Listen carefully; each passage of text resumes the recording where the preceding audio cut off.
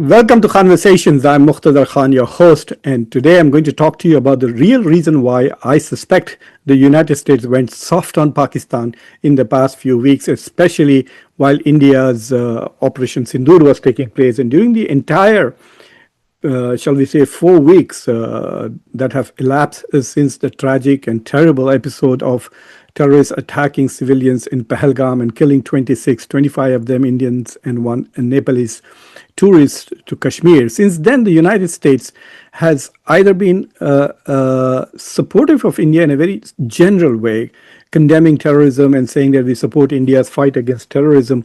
But when it came to brass tacks, the United States did not really stand with the with India when it actually retaliated via Operation Sindoor. And in fact, many analysts feel that by pressuring India and Pakistan to a ceasefire within 4 days, the United States has actually done a favor to Pakistan, which was beginning to take a beating because in the third round, India had targeted Pakistani airfields and attacked six of its airfields, some of them very prominent ones in Islamabad and Rawalpindi, the heart of Pakistani military centers. The Pakistani Air Force performed reasonably well during Operation Sindoor, and then India retaliated by actually targeting the air bases of Pakistani Air Force, including Sargodha, where the F-16s are usually based. So some analysts feel that the United States actually helped Pakistan by bringing about a ceasefire within 4 days, because if the Operation Sindoor had lasted a bit longer, Pakistan would have suffered more devastating damages to its military infrastructure. So in that sense, the question then arises, why did the United States, or why is the United States going soft on Pakistan? And why has the United States not defended, supported India as vigorously as, say, China has supported its proxy, Pakistan? So if India and the US are going to have a strategic partnership, that was not visible in this particular military encounter that matters so much to India. So there is one reason that I can find. Most people have been trying to explain that Pakistan has but before I do that, there are a couple of things I want to say. A lot of people sometimes watch this, or rather listen to what I say on their phones. I think over 70% people are listening on their smartphones, and only 30% are using tablets and televisions. But if you're just listening, then you're missing out basically the footnotes that I use. For example, when I say that Pakistan was conducting a minerals investment forum, if you're listening, you're just listening to that. But if you're watching it, then you're probably seeing a photograph or a report about that particular thing. So a lot of people are simply questioning some of the facts that I'm stating because they are listening and not watching. So while I appreciate that you should do what is convenient to you, because some of you are listening while driving and while traveling on trains, etc., but I do want to let you know that I try to provide as much documentation as I possibly can when I make contentions. Like, for example, this particular show, I'm not doing a live version because I want to show you some of these articles in the media, because people in India are probably not going to believe what I'm going to say. So anyway, so I think one of the reasons why, well, first of all, most of the analysts are trying to explain this, saying that Pakistan perhaps is still useful to the United States from a counterterrorism point of view. I don't think that is really the reason now, because the United States has withdrawn from Afghanistan. The threat to the US from both Al-Qaeda as well as Taliban or even ISIS has diminished significantly. So I'm not very sure that Pakistan currently is as useful to the United States as it was after 9/11. So that's not the reason why the United States is probably going soft on it. There have been papers published here by think tanks in which they have argued that that Pakistan's status as a major non-NATO ally, MNNA, the Pakistan status as a major non-NATO ally should be questioned or limited because it gives the Pakistanis access to a lot of weapons which they can acquire easily bypassing the Congress because of that particular status. So there are lots of people who feel that because Pakistan is not central to counterterrorism as far as the US is concerned, its status and its usefulness to the US is diminished. But I think there is a new reason why Pakistan has now become increasingly useful and important to the US, especially from the point of view of the Trump administration. I have been emphasizing this in the past few shows that you must understand that the Donald Trump's point of view or his rationale for foreign policy is not international security as it was for say Obama and Biden. For Donald Trump is geoeconomics. So it is the global implications of the economy that is very important for Donald Trump. So he's looking at the world from the point of view of how to make more money and more profit for the United States. So he thinks of himself, I think, as the CEO of USA Inc. So from that point of view, I think Pakistan suddenly has become important because Pakistan apparently has a very high reserves of critical minerals. So, according to reports, Pakistan is a home to a vast range of mineral resources spread across all its provinces, from the mountains of Balochistan to the plains of Punjab and Khyber Pakhtunkhwa and Gilgit Baltistan. I'm just reading from one of the reports by the think tanks, which says that the estimated worth of Pakistan's mineral resources is over $6 trillion. So if you dig up Pakistan, you will come up with $6 trillion, and they are copper, coal, which is not exactly critical, but the critical minerals that are available are, which are also called as rare earth materials, are lithium, cobalt, and nickel. They have been detected both in Balochistan and Gilgit-Baltistan regions, and right now they are very critical for weapons, for technology, for basically everything that matters going forward. From a technological perspective, rare earth elements are fundamental to their needs. At the moment, China is nearly establishing a monopoly on this, both in terms of production as well as, like, they have integrated the entire shall we say, the value chain, the production chain. So from excavating minerals to developing the final product in terms of batteries, electric batteries, and solar cells, etc.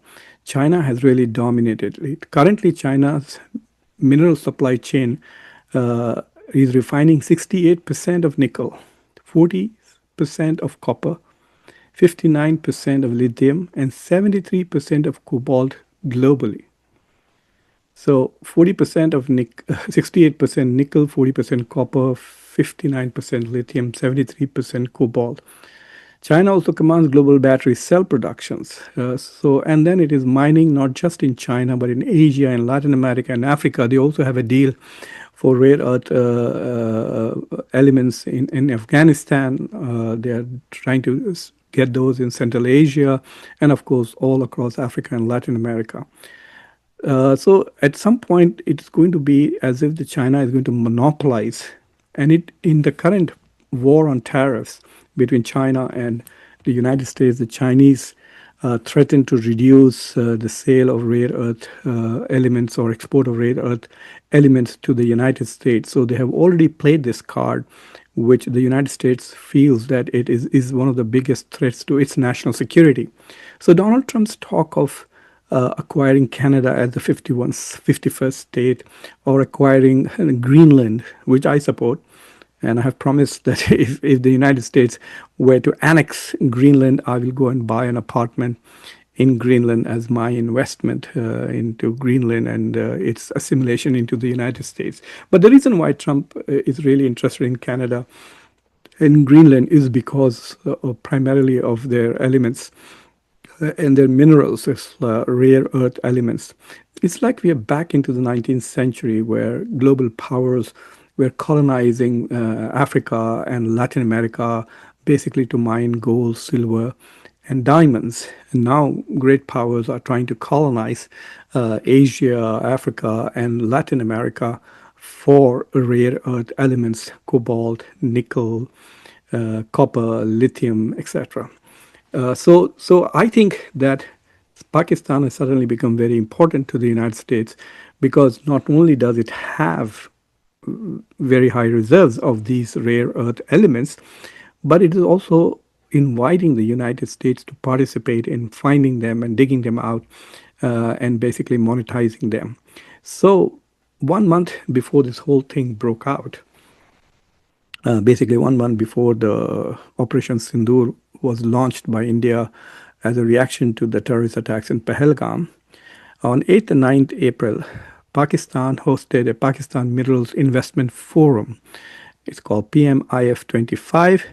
The Pakistan Mineral Investment Forum is the country's most high profile gathering dedicated to unlocking the true potential of Pakistan's mineral wealth. As global demand for critical minerals continues to surge, Pakistan is emerging as a key player in future facing supply chains. So basically, for the future supply chains of critical and rare earth elements, Pakistan is becoming suddenly very important. It's as if Pakistan is the Bahrain or the Kuwait or the United Arab Emirates of the new oil. And and what is also interesting is that Eric Meyer, a senior bureau official of the State Department for the Bureau of South and Central Asian Affairs, actually went to Pakistan for this particular forum. And he not only went to Pakistan, but he actually got to meet Asim Munir. So, which is, I think, quite significant that a low-level bureaucrat from the State Department who is visiting uh, Pakistan gets to meet the dictator or the head of government, head of military, head of the state, Asim Munir. And so I think that there is a clear recognition both in the United States as well as Pakistan that they have a new basis on which they can forge a strategic partnership. And so you can see that people are writing articles like this. And this article by Umair Jamal was written for the Diplomat even before the Pahalgam episode or the Operation Sindoor, in which he said critical minerals add a new dynamic to Pakistan-US relations. So basically, it's saying that Pakistan's willingness to let the U.S. have access to its critical minerals is of great strategic value. What I don't understand is why China, which has a pretty good stranglehold over Pakistan, will allow the United States to enter the Pakistani market. So I think that there is a growing competition. Pakistan has done a reasonably good job of building relations with both the superpowers, China as well as the US. And even though it kind of supported the Taliban in their war against the US, they never actually reached a point where the United States was done with Pakistan. So while Pakistan has moved closer and closer to China, it hasn't really moved too far away from the United States. So I think this is a problem for India. Uh, while India is also strategically very important, especially if India does become a military partner against China, then India's value will go up. But if Washington sees the United States, India as a critical partner against China, as a critical to its Indo-Pacific strategy, not much has been discussed about the Indo-Pacific strategy except the first meeting between Dr. Jaishankar and Marco Rubio, and Quad so far in the first 100 days of the Donald Trump's administration has very little salience so far. In fact, to the point that during Operation Sindoor, a lot of us felt that it appeared as if the Quad was dead. Uh, and and so, but what this tells us is that India's diplomatic efforts to isolate Pakistan and at least completely eliminate it from within the United States orbit may not end. And if the United States does get access to a share of Pakistan's rare earth elements, then I think then Pakistan will remain strategically important to the US, which means that there will be periodical grants to update the F-16s, and it's quite possible that more advanced technology will be sold to Pakistan going forward. Already there is a particular deal going on uh, with Turkey and the United States, where the U.S. is selling Turkey. U.S. is selling Turkey. Let me just get exact amount because the amount is not very high. Is selling Turkey a bunch of air-to-air missiles for I think not a very high. They are called AMRAAM missiles, AAM missiles. Is selling it to Turkey for about just $304 million. I think they're about 53 units of these missiles.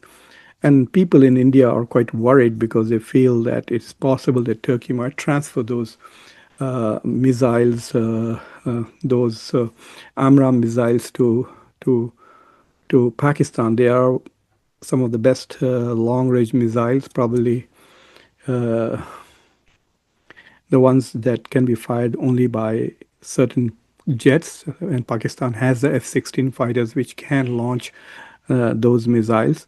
And in 2019, Pakistan had used the AMRAAM missile from its F-16 fighter jets. It did not use the F-16s or the AMRAAMs in this particular encounter in their response to Operation Sindoor, because I think this was also an effort by China to test. So the encounter was a laboratory for China, and therefore Pakistan kept its American fighter jets and American air-to-air missiles in the hangars.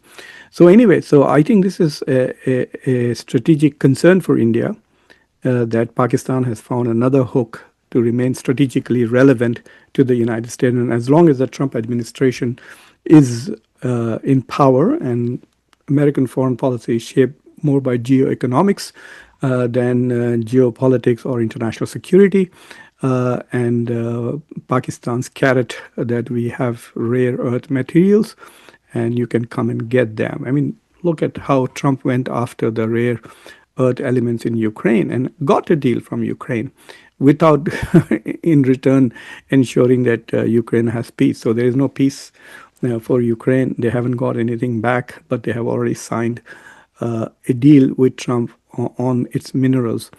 Though it's supposedly a weak deal and it does not reimburse the US for the money it has already invested in Ukraine, but going forward, it is possible that the United States is going to benefit both financially and strategically from the mineral deal that they made with Ukraine.